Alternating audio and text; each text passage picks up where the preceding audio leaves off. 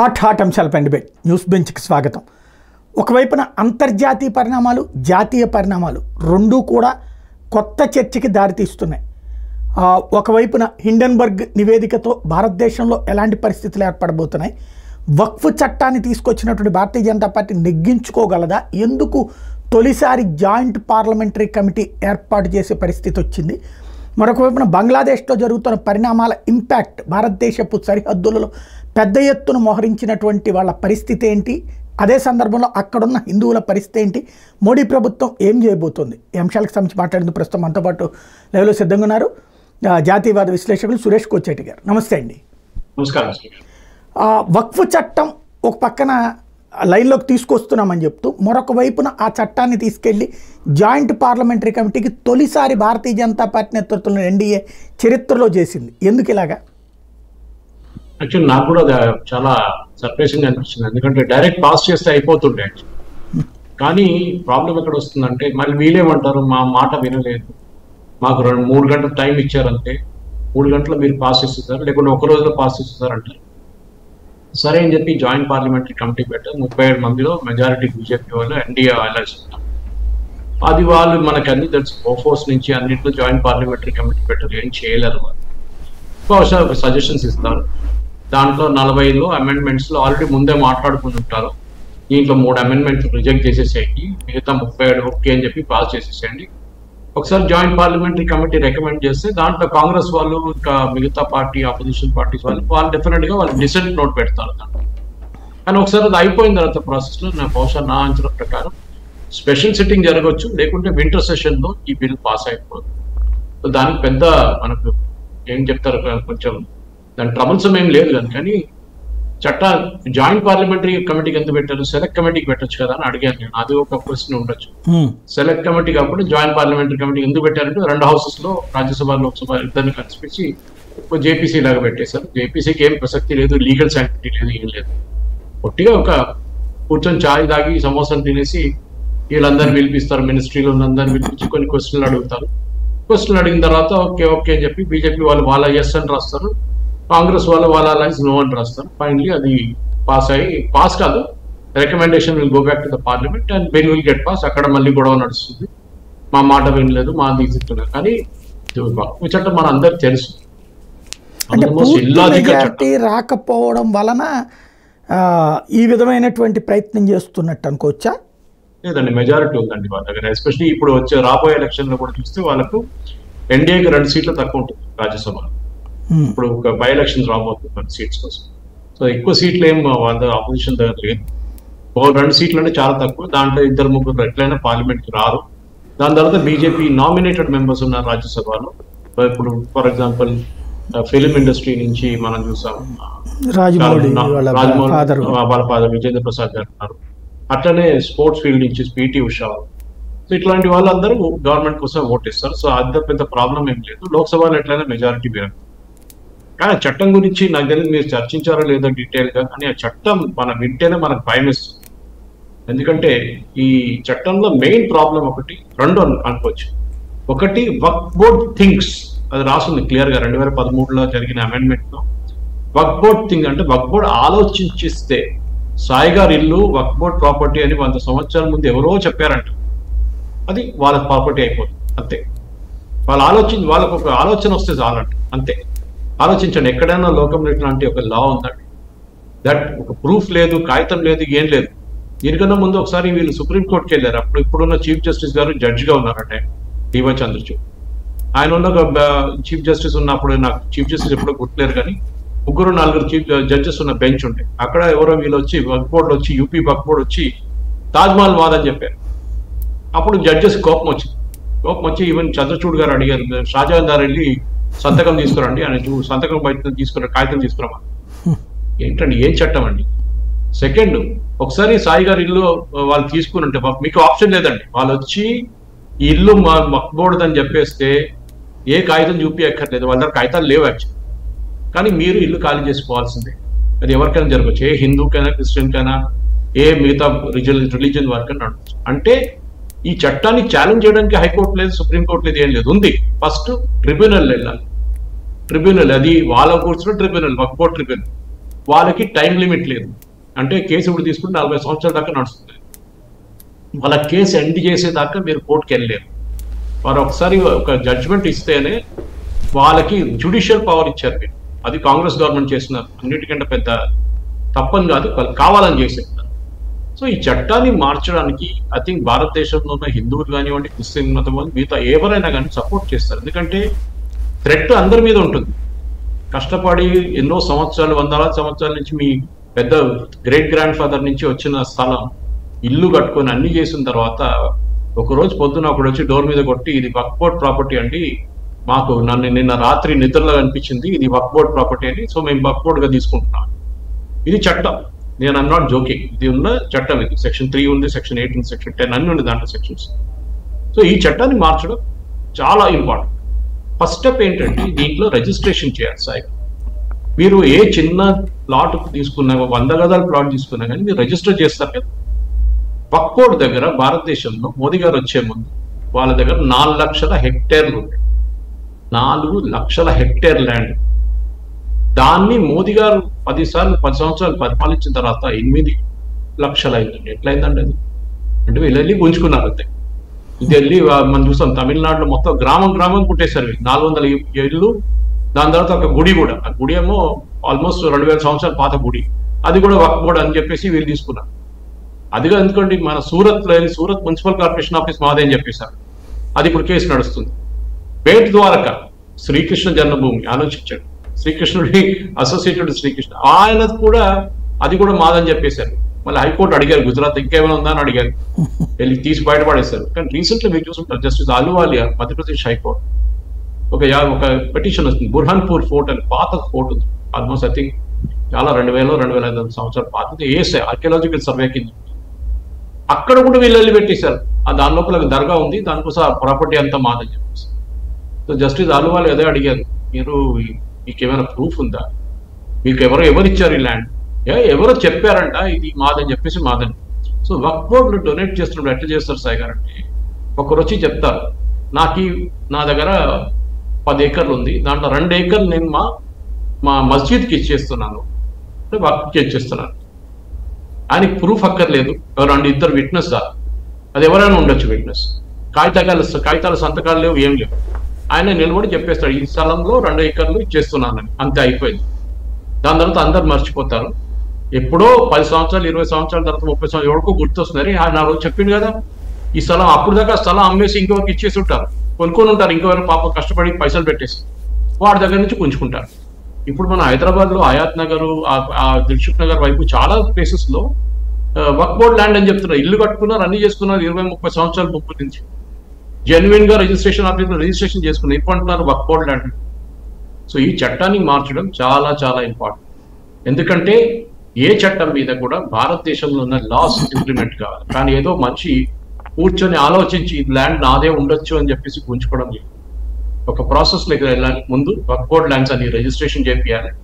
District collector ఆయనకు authority ఉంటుంది దీన్ని సర్టిఫై చేయడంలో. ఆయన డాక్యుమెంట్స్ చూసి దీంట్లో ప్రూఫ్ ఉందా లేదా అని చెప్పి అప్రూవ్ చేస్తారు. నా అంచనా ప్రకారం మన తెలంగాణలో చూడొచ్చు మీరు 70,000 హెక్టార్ ల్యాండ్ ఉందండి వక్ఫ్ బోర్డ్ కింద. కానీ దాంట్లో 50,000 కొట్టేశారండి, 20,000 మిగిలిందంటే ఎవరు కొట్టారు? వక్ఫ్ బోర్డ్ వాళ్ళు ఏం చేస్తుంటే వాళ్ళ చుట్టాల పేరు మీద రాసిస్తారు.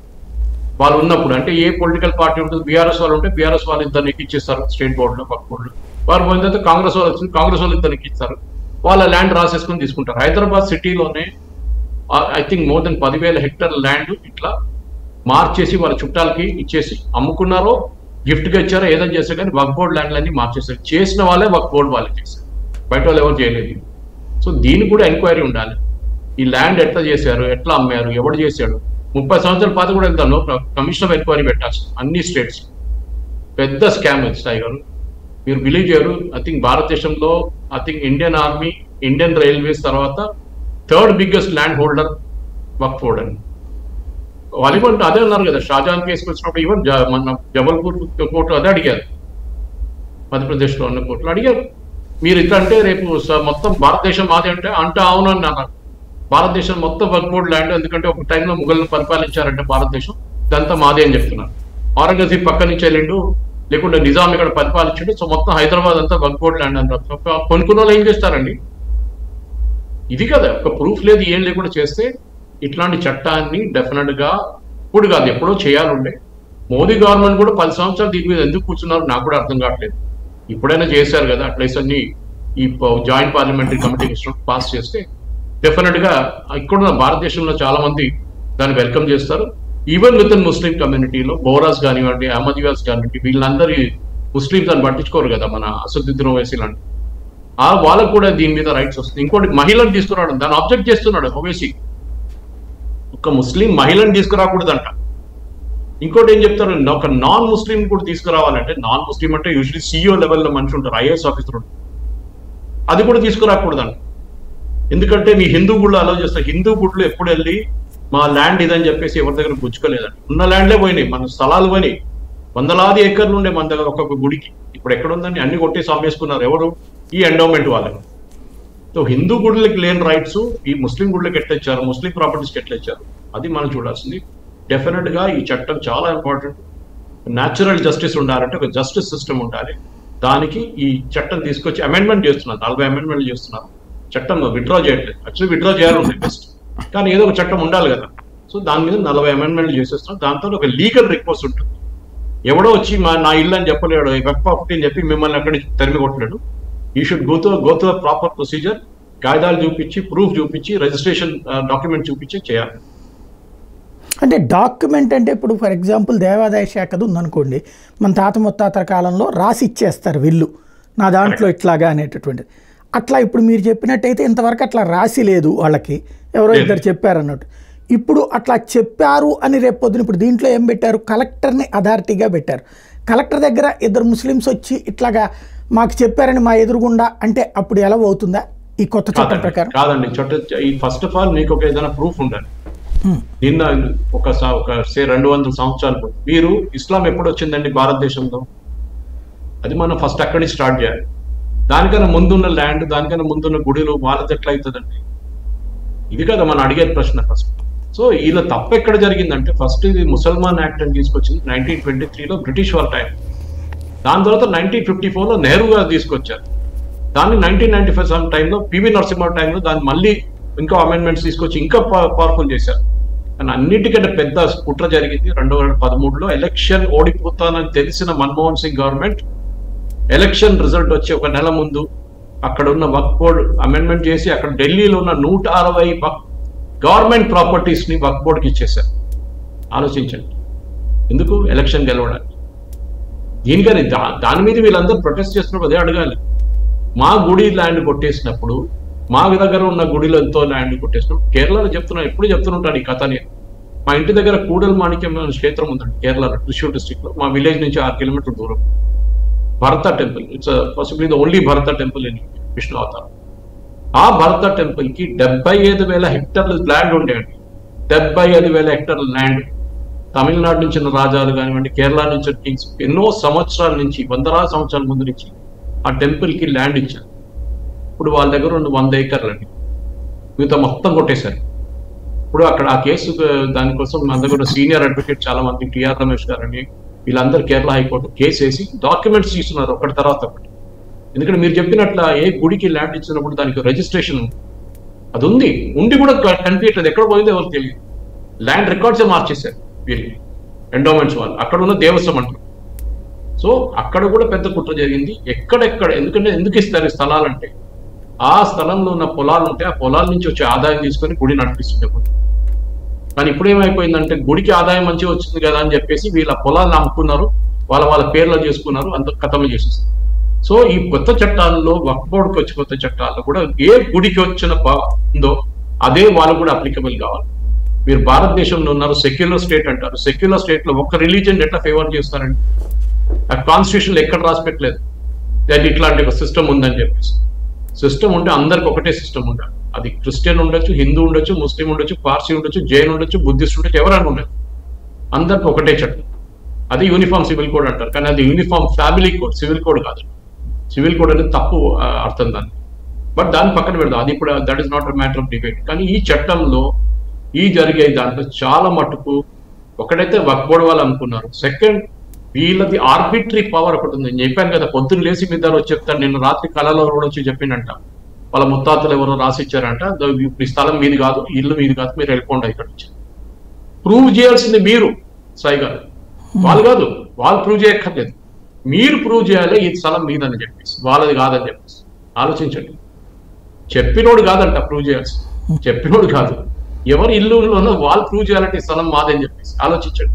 అది కూడా ఎవరి దగ్గర ప్రూవ్ చేయాలి? ట్రిబ్యునల్ దగ్గర. ట్రిబ్యునల్ ఎవరు కూర్చుంటారు? ఈ వక్ఫ్ వాళ్ళు కూర్చుంటారు. ఇక్కడండి న్యాచురల్ జస్టిస్ అనేది. ఇది ఇక్కడున్న ప్రజలు అర్థం చేసుకోవాలి. ఎట్లాంటి కుట్రలు ఇక్కడ జరిగినాయి 70 సంవత్సరాల్లో. ఈ కాంగ్రెస్ వాళ్ళు చేసిన ఒక్కొక్క కుట్రని ఇప్పుడు మెల్లమెల్లగా బయటకు వస్తుంది. అంటే అన్నిటికంటే పెద్ద స్కామ్ ఇది. ఒక్క రిలీజియన్, ఒక ముస్లిం ఓటు కోసం వీళ్ళు ఏమేమి చేశారో మనకు అర్థమైపోతుంది. వెస్ట్ బెంగాల్ నుంచి తమిళనాడు దాకా మొత్తం చట్టాలు మార్చారు, గుడిలు తీసుకెళ్లిపోయారు, పాపులేషన్ డెమోగ్రఫిక్స్ మార్చేశారు. విన్నమని చూసాం మనం. అది జార్ఖండ్ హైకోర్టు చెప్పారు, ఒక వారం ముందు ఆర్డర్ ఇచ్చారు. అక్కడున్న బంగ్లాదేశీలు అందరూ తీసి బయటదాన్ని కూడా పని చెప్పారు.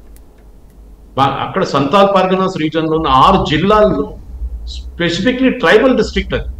అక్కడ పాపులేషన్ మారిపోయి మొత్తం ముస్లిమ్స్ మెజారిటీ అయిపోయారు. ఎక్కడి నుంచి వచ్చారండి వీళ్ళు? అక్కడున్న ట్రైబల్ అమ్మాయిల్ని ముస్లింగా కన్వర్ట్ చేసి పెళ్లి చేసుకున్నారంట. సో హైకోర్టు, జార్ఖండ్ హైకోర్టు అడిగారు. దే హావ్ టోల్డ్ మన ఆధార్ ఇష్యూయింగ్ అథారిటీని, సెంట్రల్ గవర్నమెంట్ని, ఐబీని అందరినీ కలిపి చెప్పారు, మీకు టైం ఇస్తున్నాను, మీరు స్టేట్ గవర్నమెంట్తో సహా ఇక్కడి నుంచి ఉన్న బంగ్లాదేశీని అందరినీ తెరిగి కొట్టండి. ఇక్కడి నుంచి ఒక్కొక్కరు ఆధార్ కార్డ్ చెక్ చేయండి, దాని యూనిక్నెస్ చెక్ చేయండి, దాని వెనుక బర్త్ సర్టిఫికేట్ చెక్ చేయండి అని చెప్పారు. వీళ్ళ దగ్గర ఏమి ఉండదండి. దొంగ సర్టిఫికేట్ తయారు చేసుకొచ్చి ఆధార్ తయారు చేసుకోవచ్చు. మనం చూసాం వెస్ట్ బెంగాల్లో 2 సెంటర్లు, అస్సాంలో 2 సెంటర్లు, కేరళలో పెరుంబావర్లో 7 సెంటర్ల నుంచి వేలాది కార్డు ఇష్యూ చేశారంట బెంగాలీస్. ఆలోచించండి. This is the matter of record. నేను చెప్పట్లేదు, జార్ఖండ్ హైకోర్టులో ఉంది కేసు. మీరు కావాలంటే చెక్ చేసుకోవచ్చు, గూగుల్ చేస్తే మీకు వచ్చేస్తుంది. రైట్. అంటే ఇప్పుడు వక్ఫ్కి సంబంధించి ఇక పైన పాత వాటికి సంబంధించినటువంటిది కూడా ఈ చట్ట ప్రకారం లెక్క చూపించాలా, లేకపోతే కొత్తగా తీసుకోబోయే వాటి వరకే వర్తిస్తుందా? కొత్తది ఎక్కడండి? ఆల్రెడీ 4 లక్షల నుండి 8 లక్షలు చేశారు, ఇంకా 12 లక్షలు చేసుకుంటారు. పాత దాన్ని కూడా ప్రూవ్ చేయాలి. ఎందుకంటే వీళ్ళు 8 లక్షలు మా దగ్గర ఉందంటున్నారు కానీ లేదు. ఇప్పుడు అన్నారు కదా, ఇండియన్ స్కూల్ ఆఫ్ బిజినెస్ కట్టారు గచ్చిబౌలి, మనం చూసాం. ఐఎస్బి కట్టిన తర్వాత వీళ్ళు ఒక రోజు లేసి అంటున్నారు అది కూడా మా స్థలం అంటున్నారు, వక్ఫ్ బోర్డ్ ల్యాండ్ అంటున్నారు. చంద్రబాబు నాయుడు గారు కొంచెం టఫ్ ఉన్నారని చెప్పి వీళ్ళు వెళ్ళిపోయారు. దాని తర్వాత విప్రో దగ్గర వెళ్ళారు, విప్రో స్థలం కూడా మాదన్నారు. ఎక్కడ రికార్డ్ అంటే లేదు, అది ఇప్పుడు ఎవరో చెప్పారంటే ఇప్పుడు అది విప్రో కూడా వక్ఫ్ బోర్డ్ ల్యాండ్ అని రాసి పెట్టుకుంటారు. వీళ్ళు వాళ్ళే రాసి పెట్టుకుంటారు. రికార్డ్ లేదు, ఏం లేదు, ఎప్పుడు ఇచ్చారు, ఎవరు ఇచ్చారు, ఏం లేదు డీటెయిల్స్. ఎవడో చెప్పాడు, మేము అనుకున్నప్పుడు అది వక్ఫ్ బోర్డ్ ల్యాండ్ అయిపోయింది. అంటే ఇప్పుడు అట్లా అనౌన్స్ చేసుకుని వక్ఫ్లో రాసుకున్నటువంటి భూమిని తిరిగి తీసేసుకునేటటువంటి అధికారం త్రూ లీగల్గా కూడా వాళ్ళకి ఇప్పటిదాకా వచ్చింది. ఇప్పుడు అది ఆగిపోతుందా? సాయి గారు, అది ప్రూవ్ చేయాలంటే 200, 300, 400 సంవత్సరాలు వెనకకి వెళ్ళాల్సి వస్తుంది. ఆ టైంలో బతుకున్న వాళ్ళు ఇప్పుడు లేదు కదా, ఆ టైంలో ఉన్న వాళ్ళు పోయారు. వాళ్ళ పిల్లలు, వాళ్ళ గ్రాండ్ చిల్డ్రన్ వచ్చి వాళ్ళ దగ్గర ఆధారాలు ఉంటే దాన్ని తీసుకొని ఫైట్ చేయొచ్చు. అవెన్యూ ఇస్తున్నారు. డిస్ట్రిక్ట్ కలెక్టర్ దగ్గర వెళ్ళి మీరు చెప్పొచ్చు, చూడండి మా దగ్గర కాగితాలు ఉన్నాయి, ఇది 4-5 జనరేషన్ నుంచి మా స్థలం, మా నాన్నగారు, పెద్ద నాన్నగారు, వాళ్ళ నాన్నగారు అందరు ఇక్కడ ఉండేస్తున్నారు, ఇది రిజిస్ట్రేషన్, ఇది మా దగ్గర ఉన్న పట్టా ల్యాండ్, ఇది పంచాయత్ డాక్యుమెంట్, దాన్ని ఉంది మా దగ్గర, ఇప్పుడు చెప్పండి వీళ్ళది వక్ఫ్ బోర్డ్ ఎట్లయితుంది అప్పుడు ఆర్గ్యూ చేయొచ్చు. ఇప్పుడు ఆర్గ్యూ చేయడానికి ఫెసిలిటీ లేదు, అదే ప్రాబ్లం కదా. మీకు లీగల్ అథారిటీ, లీగల్ రికార్డ్, మీరు చిన్న దానికి మనం మున్సిపల్ కోర్టుకి, డిస్ట్రిక్ట్ కోర్టుకి వెళ్తాం సాయి గారు. ఇక్కడ డిస్ట్రిక్ట్ కోర్టు, మున్సిపల్ కోర్టు మీకు అప్రోచే లేదు. You can only go to high court. అది కూడా వాళ్ళ ట్రిబ్యునల్ తీర్పిచ్చిన తర్వాత, దానికన్నా ముందు కూడా మీరు వెళ్ళలేరు. ఇది ప్రాబ్లం అని.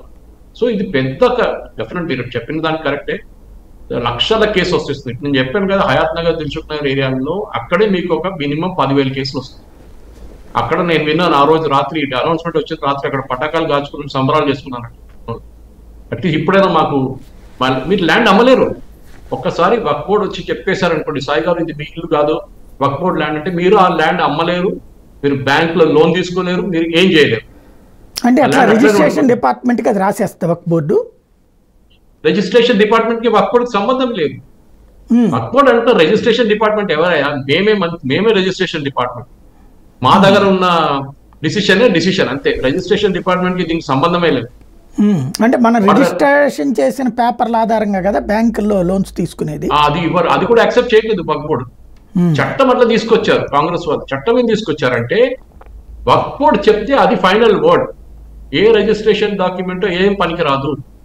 ఒకసారి వక్ఫ్ బోర్డు వచ్చి చెప్పారు ఇది వక్ఫ్ బోర్డు స్థలం, ఒక బోర్డు పెట్టేస్తారు అక్కడ, మీ దగ్గర ఆధారం ఉందంటే వాళ్ళ దగ్గర ఏం లేవు, ప్రూఫ్ లేదు, ఏముండదు. కానీ వాళ్ళు చెప్పేశారు, బోర్డు పెట్టేశారు, మీరు కూడా అక్కడ ఏం చేయలేరు. లోన్ మీరు రిజిస్టర్ చేసుకున్న ప్రాపర్టీ కూడా మీ దగ్గర నుంచి వెళ్ళిపోతుంది అంతే. వక్ఫ్ బోర్డు రాస్తారు రిజిస్ట్రేషన్ వాళ్ళకి, ఈ ల్యాండ్ వక్ఫ్ బోర్డు అంటే రిజిస్ట్రేషన్, మీ రిజిస్ట్రేషన్ క్యాన్సిల్ చేసి పడేస్తారు రిజిస్ట్రేషన్ డిపార్ట్మెంట్. మీకు కోర్టుకి వెళ్ళడానికి కూడా అధికారం లేదు. ఆలోచించండి. రైట్. ఇప్పుడు ఓవరాల్గా ఈ కొత్త చట్టం ద్వారా పాత భూముల మీద వచ్చిన వివాదాలు కూడా పరిష్కరించడానికి ఏదైనా ట్రిబ్యునల్ లాగా ఏమైనా ఏర్పాటు చేస్తారా? ట్రిబ్యునల్ కాదు, you can go to the court. First మీరు డిస్ట్రిక్ట్ కలెక్టర్ దగ్గర వెళ్ళొచ్చు. డిస్ట్రిక్ట్ కలెక్టర్ ఇప్పుడు తెలియదు, చాలా మంది వాళ్ళ ఇల్లు రిజిస్ట్రేషన్ చేసుకొని మంచిగా పెద్ద పెద్ద లక్షలు కోట్లు ఖర్చు పెట్టుకుని ఇల్లు కట్టుకున్నారు. వాళ్ళకి తెలియదు ఆ వాళ్ళ ఇల్లా వక్ఫ్ బోర్డు ల్యాండ్ అని. ఎందుకంటే రేపు పొద్దున సడన్ గా వక్ఫ్ బోర్డు నోటీస్ వచ్చేస్తుంది. 70-80 సంవత్సరాల తర్వాత వచ్చి వక్ఫ్ బోర్డు సడన్లీ చెప్తారు ఈ స్థలం మాదని చెప్పేస్తారు, కథ ఫినిష్. ఎక్కడ ప్రూఫ్ ఉందంటే ప్రూఫ్ అక్కర్లేదండి, మా వక్ఫ్ బోర్డు లా అది, కాంగ్రెస్ వాళ్ళు చేసిన చట్టం ఇది, మేము చెప్పేస్తే అదే ద ఫైనల్ వర్డ్, ఎవరికి ఇక్కడ అధికారం లేదు. ఆలోచించండి. మన దగ్గర ఉన్న ప్రతి ప్రజలు, తెలంగాణ ఉన్న ఆంధ్రాలో ఉన్న ప్రజలు కానీ మిగతా వాళ్ళు వెళ్ళి మీరు ఫస్ట్ వక్ఫ్ బోర్డుని ఛాలెంజ్ చేయండి. ఒక్కసారి ఈ చట్టం పాస్ కానివ్వండి, దాని తర్వాత ఛాలెంజ్ చేయండి. మా ల్యాండ్ మీకు కాదని చెప్పి ఛాలెంజ్ చేస్తాం. రైట్. మరొక ప్రధానమైన అంశం, వాయనాడ్లో మొన్న జరిగినటువంటి విధ్వంసం, దాంట్లో తప్పు మీదంటే మీదని విమర్శించుకుంటున్నటువంటి పరిస్థితి కమ్యూనిస్టులకిను కాంగ్రెస్కి. మోడీ ప్రభుత్వం లేదా వీళ్ళు అనవసరంగా దాని మీద అభాండాలు వేస్తున్నారు, అదంతా సహజం అన్నటువంటి వాదన వినిపిస్తున్నారు. అసలు ఏంటి వాయనాడ్ది, ఏం జరిగింది? వాయనాడులో ఏం జరిగిందంటే అది పెద్ద కథ సాయి, చెప్పుకుంటూ పోతే అది 2 గంటల సేపు డిబేట్ అయింది. కానీ మనం ఒక మాట గుర్తుపెట్టుకోవాలి, మనం ఎన్వైరన్మెంట్ అంటే ఫస్ట్ ఇది గాడ్గిల్ కమిటీ అనే కమిటీ పెట్టారు, ఎంటైర్ వెస్టర్న్ ఘాట్స్.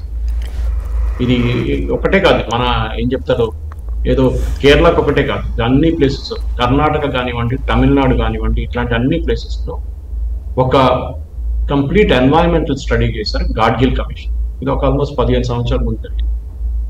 వాళ్ళు ఏం చెప్పారంటే గాడ్గిల్ కమిషన్, ఈ వెస్టర్న్ ఘాట్స్లో మీరు కొన్ని జోన్స్ ఐడెంటిఫై చేయండి. EZZ1 అంటే ఎకనామికలీ సెన్సిటివ్ ఏరియా 1, 2, 3. 1లో మీరు ఏ యాక్టివిటీ చేయకూడదు. అంటే మీరు గ్రానైట్ కానివ్వండి, ఏదైనా పొల్యూటింగ్ ఇండస్ట్రీస్ కానివ్వండి, ఈవెన్ థర్మల్ పవర్ ప్రాజెక్ట్స్ పెట్టకూడదు.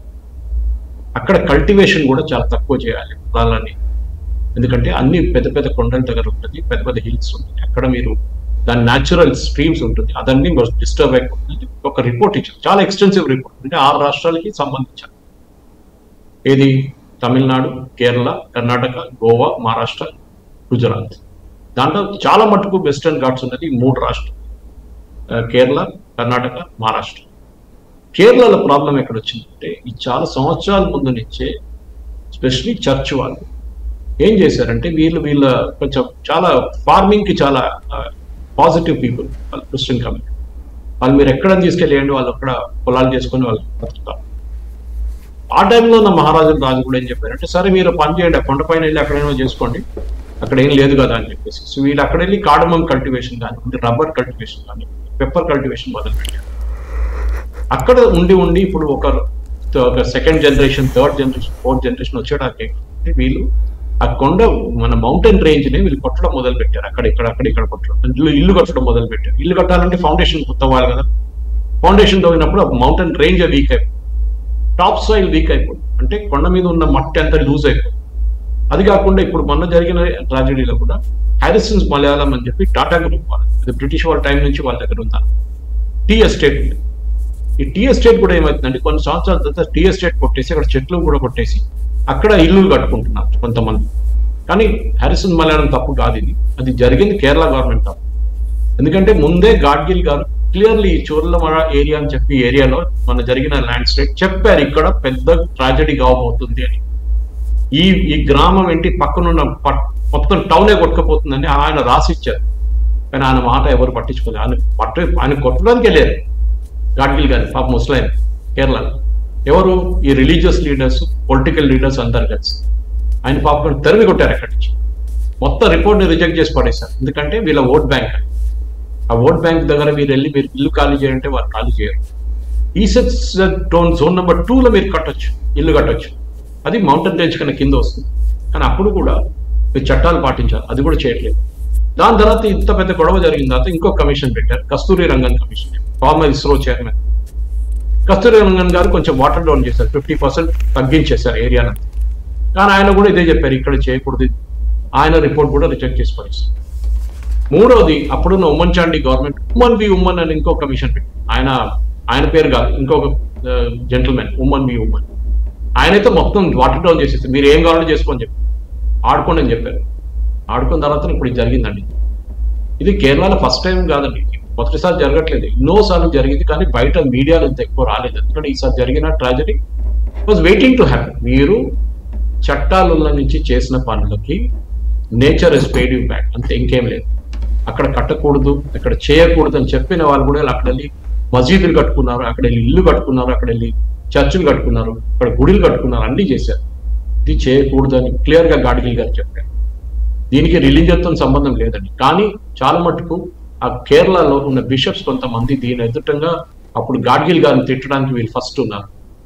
ఒకరైతే దాంట్లో పోయారు, ఇద్దరు ఇంకా ఉన్నారు. వాళ్ళని చట్టం ముందు తీసుకురావాలి, తీసుకొచ్చి పనిష్మెంట్ ఇవ్వాలి. ఎందుకంటే వాళ్ళు వీళ్ళని ప్రొవోక్ చేశారు ఈ విలేజెస్. మీరు వెళ్ళి కొట్లాడండి, మీరు వెళ్ళి ఫైట్ చేయండి అని చెప్పి ఎంకరేజ్. ఎందుకంటే రియల్ ఎస్టేట్ ఇక్కడ మన అడవి మనం కూడా చూస్తున్నాం కదా సాయి గారు, మన దగ్గర పొదు ల్యాండ్స్ ఉన్నాయి. ఏంటది, మొత్తం చెట్లన్నీ కొట్టేసి అడవి కొట్టేసి అక్కడ పొదు ల్యాండ్స్ వేసేసుకుంటాం. అక్కడ కూడా ఇదే జరుగుతుంది చూసుకోండి. కానీ మన దగ్గర అంత పెద్ద కొండలు లేవు. మన వైపు తెలంగాణ, హైదరాబాద్లో ఏం లేదు కదా. మన వైపు అనుకున్నది ఆంధ్ర వైపు ఉంది, ఈస్టర్న్ ఘాట్స్ అంత ప్రాబ్లం లేదండి. అరకు వైపు కానివ్వండి, మిగతా ప్లేసెస్ మన ఒరిస్సా వైపుకి వెళ్తుంది.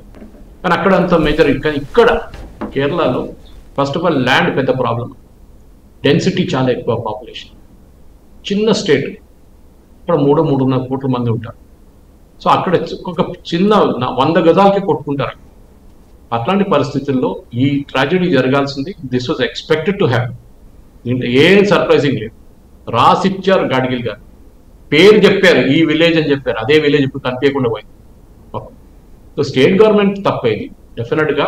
అప్పుడున్న పొలిటికల్ పార్టీస్ ఎవరెవరు దీన్ని అబ్జెక్ట్ చేశారు వాళ్ళని కూడా క్రిమినల్ లా కింద తీసుకొచ్చి పనిష్ చేయాలి. ఎందుకంటే వాళ్ళు చేశారు ఇదంతా ట్రాజడీ. సో ఇక్కడ వాళ్ళకి ఎక్కువ అర్థం కాదు. కానీ నేను బికాజ్ ఐఎమ్ ఫ్రమ్ కేరళ మేము ఎక్స్ప్లెయిన్ చేయగలుగుతున్నాను మీకు. ఒకటే కాదు, ఇడికీలో కూడా సేమ్ ప్రాబ్లం ఉంది, మూన్నార్ వైపు ఉంది. అక్కడ కూడా ఎవ్రీ ఇయర్ జరుగుతుందండి ల్యాండ్ స్లైడ్. కొత్తదేం కాదు. 40 మంది చచ్చిపోతారు, 50 మంది చచ్చిపోతారు. ఇక్కడ ఈసారి 400 మంది చనిపోయారని చెప్పి పెద్ద న్యూస్ అయింది. అంటే ఇక దీనికి పరిష్కారం లేదా? ఇప్పుడు మాకు మామూలుగా విజయవాడ, వైజాగ్ ఇట్లాంటి చోట్ల కొండలపైకి కట్టుకోవడం అనేది సహజంగా జరుగుతుంటుంది. అప్పుడప్పుడు రాయబడింది ఇట్లాగ ఉంటుంది. అయితే అక్కడికి ఇక్కడికి తేడా ఏంటంటే ఇక్కడ అంత 100 మంది చచ్చిపోవడం జరగలేదు. దానికి అక్కడేమో మీరు చెప్పినట్టే లూజ్ సాయిల్, లైక్ ఇప్పుడు దుర్గగుడికి పైకి ఘాట్ రోడ్డు మీదకి వెళ్ళేటప్పుడు అట్లా లూజ్ సాయిల్తో పడిపోతుంటే చాలా పెద్ద సిమెంట్ కాంక్రీట్ సిస్టమ్ సెట్ చేసి దాన్ని కంట్రోల్లోకి పెట్టారు. అట్లాగా ఇక్కడ ఏదన్నా ప్లానింగ్ ఉంటుందా, చేయగలుగుతారా? మీరు నేచర్ ఆపలేరు. చూసారు కదా మొన్న జరిగిన ట్రాజడీ, పెద్ద పెద్ద రాళ్ళు సైజ్ చూస్తేనే మీకు పరిశాన్ అయిపోతుంది. అంత పెద్ద పెద్ద పెద్ద రాళ్ళు వచ్చాయి.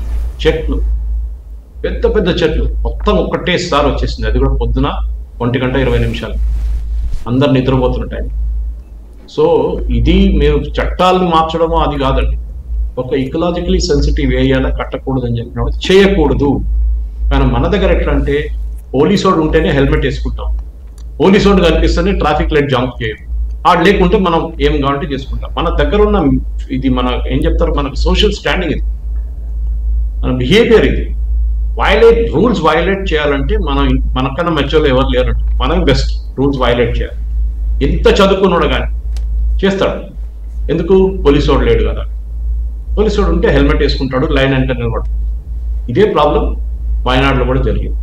మీరు స్టేట్ గవర్నమెంట్, పంచాయత్ ఆఫీషియల్స్, అక్కడున్న ప్రజలు అందరు కలిసి ఆడిన ఆటకి ఈ పెద్ద దెబ్బలు. రైట్.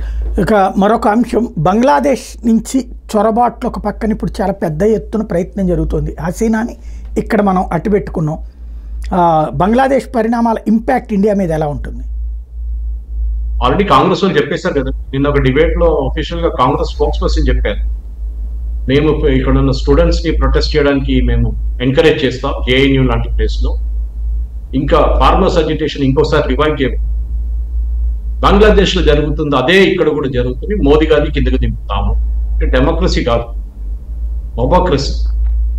ఎందుకంటే డెమోక్రసీలో వీళ్ళు వీళ్ళు మోడీ గారిని ఓడించలేరు. సో ఇట్లా చేస్తున్నాం అని చెప్పి దీనికి అందరికి తెలుసు. షేక్ హసీనా ఓపెన్ చెప్పింది యుఎస్ దీని వెనక ఇప్పుడు కాదు, లాంగ్ బిఫోర్, ఒక 6 నెలలు 8 నెలల ముందు చెప్పింది. One white man came to me and said I want an island, I want Manipur in India. ఆలోచించండి, మణిపూర్లో జరుగుతున్న గొడవకి దీనికి కనెక్షన్ ఇప్పుడు వస్తుంది. అది కాకుండా ఈ ఐలాండ్ ఒకటి అడిగారు బంగ్లాదేశ్. భారతదేశంలో ఉన్న మణిపూర్, నాగాలాండ్ ఆ ఏరియాస్ అన్ని కలిపి we want create a Christian country అన్నారంట. నేనేం చెప్పలేదండి, షేక్ హసీనా వజీద్ చెప్పింది 8 నెలల ముందు చెప్పింది. ఆయన థ్రెటన్ చేసి వెళ్ళారంట. మన అందరికి తెలుసు US under secretary of state ఒక ఆయన పేరు నాకు గుర్తులేదు, కానీ ఈ came and did this. Open threat ఇచ్చి వెళ్ళారంట, చూసుకుంటాం మిమ్మల్ని, మాకు ఇవ్వకపోతే ఏం చేస్తారు. అది ఇప్పుడు చూశారు. ఇదే పరిస్థితి కాదు, Antony Blinken is very senior, చాలా ఆయన పేరు నేను డిప్యూటీ జూనియర్ లెవెల్, కానీ he's involved in this business from always long time. ఆయన మొన్న కూడా ఎలక్షన్ ముందు 2024 ఎలక్షన్ ముందు భారతదేశానికి వచ్చి డైరెక్ట్ స్టాలిన్ ని కలిశాడు. చెన్నైలో, ఢిల్లీకి రాలేదు. Usually they come to Delhi అని అక్కడి నుంచి వస్తారు. ఈయన యుఎస్ నుంచి డైరెక్ట్ కేమ్ అండ్ మెట్ స్టాలిన్. ఎందుకండి అడిగారు అందరు, ప్రెస్ వాళ్ళందరూ అడిగితే అదే ఒట్టిగా మాట్లాడడానికి వచ్చానండి, స్టాలిన్ మాట్లాడడానికి ఎంత అర్జెంట్ ఏముంది, అక్కడ జరుగుతుంది. ఎందుకంటే వీళ్ళు కటింగ్స్ అవుతున్న ప్లాన్ పెట్టుకున్నారు డిఎంకే వాళ్ళు.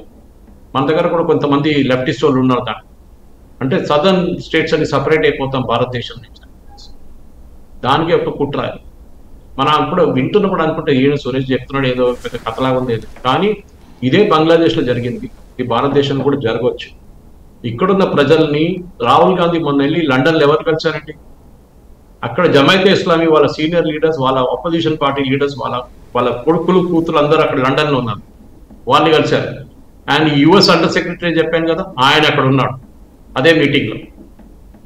వీళ్ళందరూ కలిసి కుట్ర చేస్తున్నారు. ఇది మన హిండన్బర్గ్ రిపోర్ట్ కానివ్వండి, మిగతా ఏమైనా కానీ, అంతా గొడవ ఎందుకు చేస్తున్నారు అంటే మోదీ గారిని ఎట్లయినా కిందకి దింపాలి, డెమోక్రటిక్లీ మనం చేయలేము, ఆర్మీలో ఏదైనా గొడవ చేద్దాం, అగ్నివీర్ స్కీమ్ మీద డౌట్ పెడదాం, క్యాస్ట్ పాలిటిక్స్ ఆడుకుందాం, ఒక క్యాస్ట్ కొట్టేసి రోడ్ మీద చంపేసుకుంటారంటే బెస్ట్. ఆలోచించండి. మల్లికార్జున్ ఖర్గే అంటున్నారు ఎస్సీ కేటగరైజేషన్ చేయకూడదు అంటున్నారు. ఇక్కడ తెలంగాణలో ఏమో నేను చేస్తానని చెప్పి రేవంత్ రెడ్డి అంటారు. ఎవరు పాలసీ అండి? అప్పుడు ఎవరు పాలసీ ఫాలో చేస్తారు కాంగ్రెస్ వాళ్ళు? ఒక రాష్ట్రానికి ఒకటి ఉంటే ఇంకో రాష్ట్రానికి ఇంకోటి ఉంటారు. ఇది మనం అడగాల్సింది. ఎందుకంటే ఇక్కడున్న పాలిటిక్స్ ఎట్లయిపోయిందంటే బంగ్లాదేశ్ మనం అనుకుంటే ఎక్కడో బంగ్లాదేశ్ మనకేం పోయిందని, కానీ అది మనకు కూడా ఇంపాక్ట్ ఉంటుంది. ఆల్రెడీ చూసాం హిందువుల్ని ఎట్లా చంపేస్తున్నారు, మనం ఏం చేయలేకపోతున్నాం. చాలా మంది నారు అడిగారు మోదీ గారు ఆర్మీని పంపించచ్చు కదా అని చెప్పాను. అక్కడ ఒక రష్యా యుక్రెయిన్ కొట్టుకుంటున్నారు చూసారు కదా, ఇంకోటి తయారైతుంది ఇక్కడ. మన పని కాదు, మన తలకనొప్పి కాదు, వాళ్ళు కొట్టుకునండి. అక్కడ తమిళీలం అని చెప్పి వెలుపుల ప్రభాకర్ను సిన్నలీస్ వాళ్ళు కొట్టుకున్నారు కదా, మనం వెళ్ళి దాంట్లో తలపెట్టాము. ఎంతమంది పోయారండి? 3000 మంది చనిపోయారు మన ఇండియన్ ఆర్మీ. రాజీవ్ గాంధీ చేసిన దానికి ఆయనకి లాస్ట్ ఆయన జీవితమే పోయింది, ఆయన చేతించి సూసైడ్ బాంబింగ్. సో మనం వీ షుడ్ రిజిస్టర్ ఆ ప్రొటెస్ట్. హిందువులు అందరు కలిసి నిలబడితేనే అవుతుందని దాఖలా చూపించారు.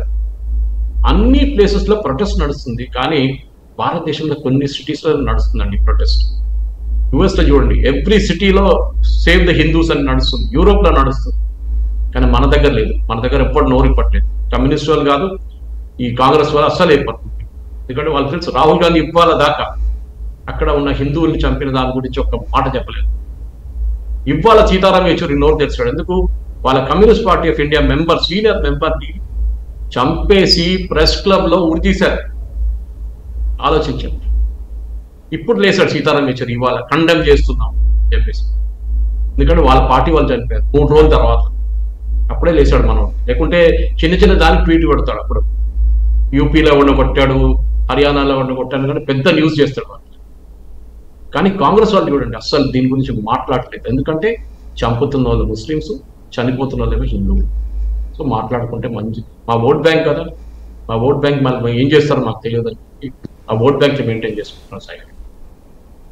రైట్. అంటే ఇప్పుడు దీనికి పెద్ద ఎత్తున బోర్డర్స్లో ఉన్నారు. ఇక్కడ ఆర్ఎస్ఎస్ కూడా హిందువులని లోపలికి అనుమతించమని కోరుతున్నటువంటి పరిస్థితి.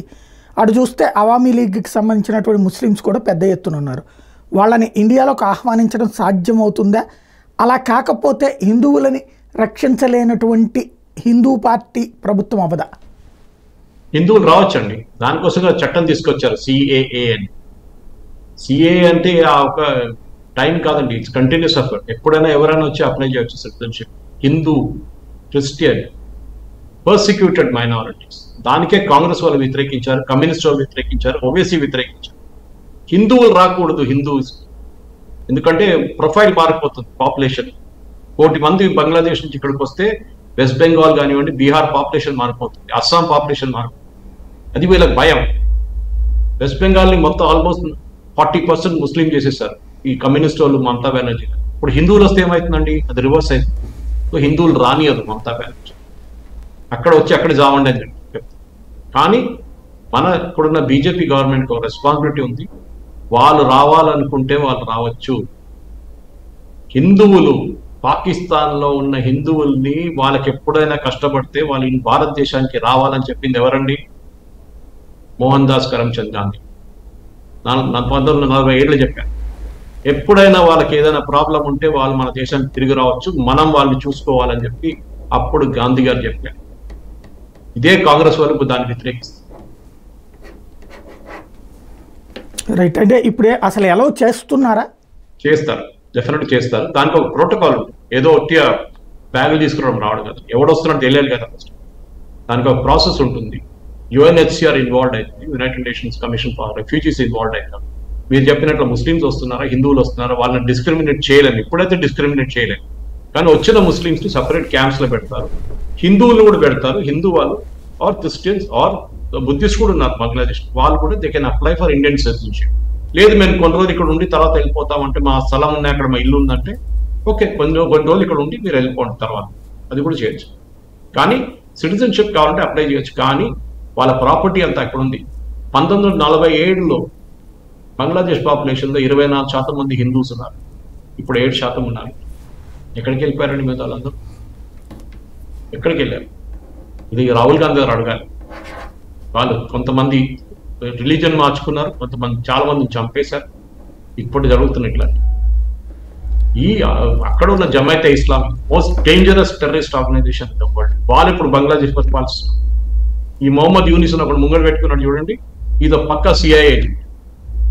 అందరికి తెలుసు, నోబెల్ పీస్ ప్రైజ్. దాని తర్వాత ఫోటో వచ్చింది మొన్న, పక్కన నిలబడుతుంది అరుంధతి రాయ్, ఆయన పక్కన నిలబడుతుంది మన అమృత్య సెన్, దాని పక్కన నిలబడుతుంది జార్జ్ సోరోస్. వీళ్ళు నలుగురు కలిసి ఒక ఫోటో ఉందండి చూడండి. ఇదే మొహమ్మద్ యూనిస్ లండన్ లో ఉన్నాడు ఇది కుట్ర జరిగినప్పుడు అంతా. అక్కడి నుంచి తీసుకొచ్చారు ఇక్కడికి. అంతా ప్లాన్. మనం అనుకుంటే ఇదంతా ఏదో ఆయన ఇన్వైట్ చేసి లేదు, ముందే ప్లాన్ చేసి పెట్టుకున్నారు. ఇదంతా ఇదన్నీ ప్లాన్ చేసి పెట్టుకున్నారు, అంటే ఏ డౌట్ లేదు మీకు. రైట్. అంటే ఇప్పుడు హసీనాని మనం ఇక్కడే అట్టి పెట్టుకోవాల్సిందేనా, లేకపోతే ఆవిడకి బ్రిటన్ వాళ్ళు ఏమో వద్దన్నారు, అమెరికాకి ఆమె వెళ్ళట్లేదు, లేదా ఆమె వెనక్కి వెళ్ళే పరిస్థితి ఉంటుందా? అదే అంటున్నాను. బ్రిటన్లో వచ్చిన దొంగలందరూ తీసుకుంటున్నారు, వాళ్ళకి ఏ ప్రాబ్లం లేదు. విజయమాలి అక్కడ ఉన్నారు, నీరవ్ మోడీ అక్కడ ఉన్నారు. అది కాకుండా ఇప్పుడు చూస్తున్నా అక్కడ నడుస్తున్న గొడవ, బోట్లలో వచ్చి అందరు వచ్చి కూర్చుంటున్నారు. వాళ్ళకందరూ తీసుకుంటే హసీనాని తీసుకోండి. ఎందుకు? వాళ్ళ ఏజెంట్, వాళ్ళ నడుస్తున్న government CA government Bangladesh. So వాళ్ళు ఎట్లా తీసుకుంటారు? యూఎస్లో అలౌ చేయరు, వీసా ఇవ్వం. దీనికన్నా ముందు ఒక గుజరాత్ ముఖ్యమంత్రికి వీసా ఇవ్వలేదు, మీకు గుర్తుంటుంది సాయిగా, ఆయన పేరు నరేంద్ర మోదీ అని. అది గుర్తుపెట్టుకోండి. History has a trouble of repeating it self అంటారు. ఇది రిపీట్ అవుతుంది హిస్టరీ. మరి ఆమె ఇక్కడ ఉండొచ్చు, ఏం ప్రాబ్లం లేదు.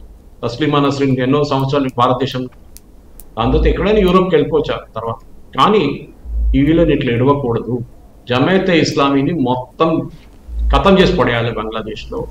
హసీనా చాలా ట్రై చేసింది కానీ ఆమె కూడా చేయలేకపోయింది. వీళ్ళని ద మోస్ట్ డేంజరస్, ఐఎస్ఐ కన్నా డేంజరస్ జమాత్ ఇస్లాం. భారతదేశంలో ఉన్నారు వాళ్ళు, బై ద వే భారతదేశంలో చాలా మంది ఉన్నారు జమైతే ఇస్లామీ వాళ్ళు. వాళ్ళ ఛానల్ ఉంది కేరళలో, ఛానల్ ముస్లిం వాళ్ళ న్యూస్ ఛానల్ ఉంది, మీడియా వన్ అని. దాన్ని ఒక వారం కోసం యూనియన్ గవర్నమెంట్ బంద్ చేశారు, ఎందుకంటే దాని ఫండింగ్ అంతా పాకిస్తాన్ నుంచి వచ్చిందని ప్రూవ్ చేశారు సుప్రీంకోర్టులో. సుప్రీంకోర్టు పట్టించుకోలేదు. ఇస్తే ఏమవుతుందని అడిగారు. ఐఎస్ఐ వాళ్ళు ఇస్తే మీకేం ప్రాబ్లం అని అడిగారు. ఆలోచించారు. ఇదే జస్టిస్ చంద్రచూడ్ అడిగారు. సీల్డ్ ఎన్వెలప్ ఇస్తే మేము సీల్డ్ ఎన్వెలప్ తీసుకోమని చెప్పి కేరళ హైకోర్టు చూసి షాక్ అయ్యారు. ఏంటి పాకిస్తాన్ నుంచి ఫండింగ్ వస్తుందా ఈ ఛానల్ అని చెప్పేసి ఒఫీషియల్, అది కూడా అది ఆలోచించారు. సో ఈ ఇండియన్స్ మన దగ్గరే దీనికన్నా పెద్ద కుట్ర జరగబోతుంది. మీరు అడిగిన ప్రశ్నకి yes, every fellow who is associated with this kind of outfit, Jamaat-e Islami అంటే అవుట్ఫిట్స్ ని ట్రాక్ చేయాల్సింది. ఇక్కడ ఉన్న స్టూడెంట్ ప్రొటెస్ట్ కానీ ఆ ప్రొటెస్ట్ కానీ ఈ ప్రొటెస్ట్ అంతా చేస్తున్న దానికి లెఫ్టిస్ట్ వాళ్ళు, కమ్యూనిస్ట్ వాళ్ళు, నక్సల్ గ్రూప్స్, అర్బన్ నక్సల్స్ అని చెప్తాం, దాంతో సహా కాంగ్రెస్ వాళ్ళు వీళ్ళని ఆపాలి, వీళ్ళని అరికట్టాలి. డెఫినెట్ గా నేను అనుకుంటాను మోదీ గవర్నమెంట్ చేస్తాను. రైట్. మరొకటి హిండెన్బర్గ్ తాజా ఆరోపణలు.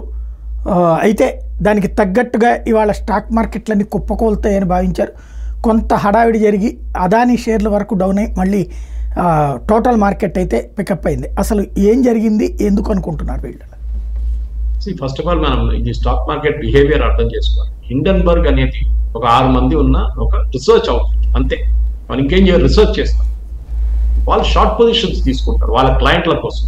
షార్ట్ పొజిషన్స్ అంటే సాయి గారు, నేను మీ కంపెనీ నుంచి మీరు స్టాక్ బ్రోకర్ అనుకోండి, మీ దగ్గర నుంచి నేను 1000 షేర్లు కొనుక్కుంటాను, డబ్బులు ఇవ్వను, మీ దగ్గర అప్పులు తీసుకుంటాను, షేర్ అప్పు తీసుకుంటాను. నేనేం చేస్తాను, ఆ షేర్ ఒకరికి అమ్మేసుకుంటాను.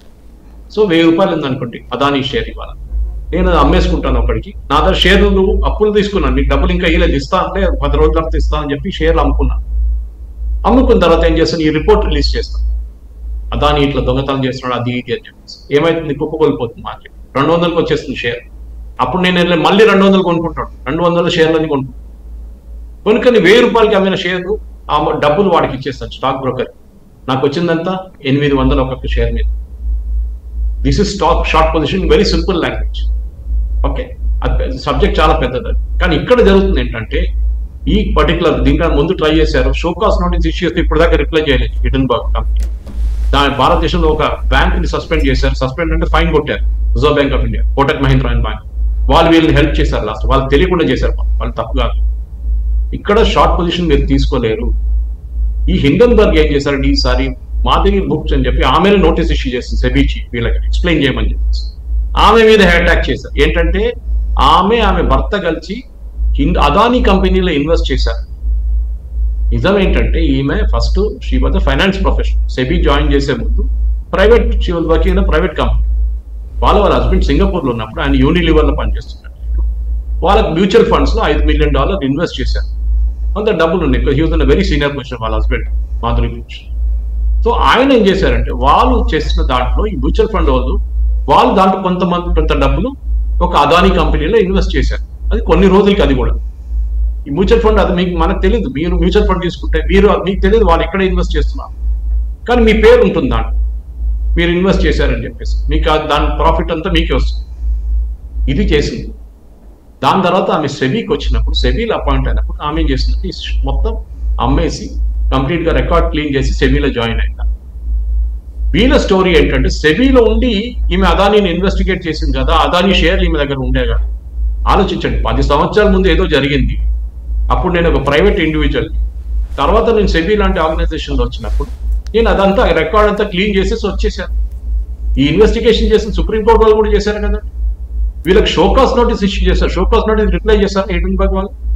వీళ్ళది మెయిన్ స్ట్రాటజీ. సాయి గారు మీరు అడిగారు భారతదేశాన్ని ఎట్లా వీళ్ళు మోదీని కిందకి దింపడానికి ట్రై చేస్తారు. దాంట్లో ఇది ఒకటి, హిండెన్బర్గ్ ఒకటి.